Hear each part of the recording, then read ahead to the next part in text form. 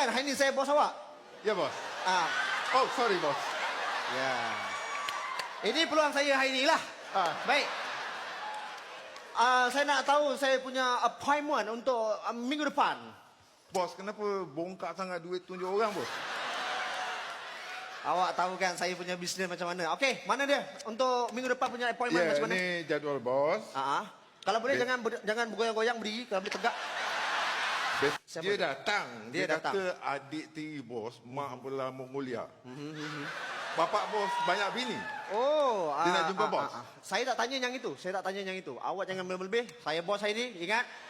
Ingat? Ya, sila. Baik. Sila. Api ada api. Api. Ada. Nak makan minyak pun ada. Oh, minyak ada ya. Selamat datang ni ke office abang. Ingat, ini abang punya entah apa benda yang dijadi tak tahu hari ni. Mungkin PA Saya mungkin. kerja dengan bapak dia daripada dulu. Oh, iya ke? Oh, okey, tak apalah. Rasa dah boleh keluar kot. Ya. Terima kasih. Selalu dia nyanyi, dia betulkan tempo orang. Tapi dia buat lawak tempo dia slow kan, bang? Memang. Perasan tak selama ni makan, pakai, rumah, baju adik pun abang yang belikan apa semua. Takkan tak boleh nak konsideransi? Bang, saya dah cakap, bang. Abang nak hidup dengan ayah ke? Abang nak hidup dengan kipas lipas tadi tu, bang. Tak, abang terlalu sibuk. Urusan Ismit, urusan lagi pelabuhan. Kalau abang tak nak tengok ayah, abang rasa harta-harta ni boleh ke ganti tempat ayah? Aku punya cakap dengan kau elok-elok. Syuh.